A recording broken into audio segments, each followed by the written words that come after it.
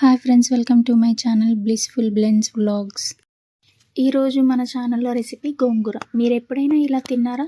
ఇది మన పాతకాలం నాటి స్టైల్ అండి. అదే మన అమ్మమ్మలు తిన్న స్టైల్. అది ఎలాగో ఈరోజు చూసేద్దాం. ముందు రోజు నైట్ బొబ్బర్లను బాగా కడుక్కొని నానబెట్టుకోవాలి.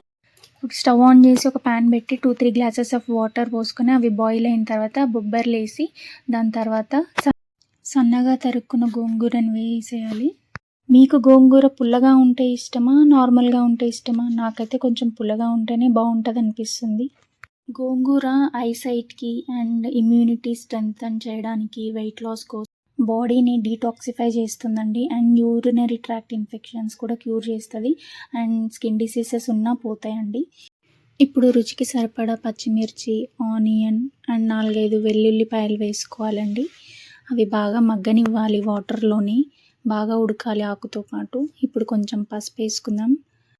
రుచికి సరిపడా సాల్ట్, ఆయిల్ అండ్ జీలకర్ర వేసుకొని మూత పెట్టుకొని బాగా మగ్గించుకోవాలి.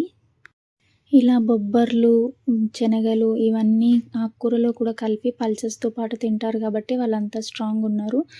చెప్పడం మర్చిపోయాం, మీరు బొబ్బర్లే కాదండి, శనగలతో చేసుకోవచ్చు, లేకపోతే శనగపప్పుతో కూడా చేసుకోవచ్చు. ఈ కర్రీ యమ్మీగా ఉంటుంది and at the same time హెల్త్కి కూడా చాలా మంచిది.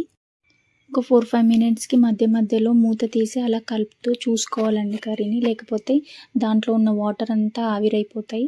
And at the same time బొబ్బర్లు కూడా ఉడికాయో లేదో చూసుకొని కావాల్సి వస్తే ఇంకొన్ని వాటర్ వేసి ఉడికించుకోవచ్చు. బొబ్బర్లు ఏంటి ఇలా డైరెక్ట్గా ఉడికిస్తుందని అనుకోవద్దు. బొబ్బర్లు తొందరగా ఉడికిపోతాయి కాబట్టి సపరేట్గా ఉడికించాల్సిన అవసరం లేదు. చూడండి, వాటర్ అన్నీ ఆవిరైపోయి దగ్గరకు వచ్చేసింది కూర.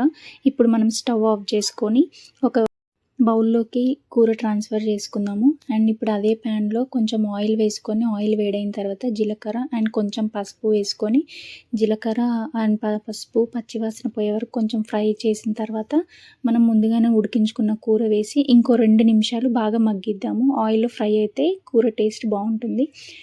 మీకు ఎలా అనిపించింది గోంగూర కర్రీ? బాగుంది కదా, నచ్చింది కదా?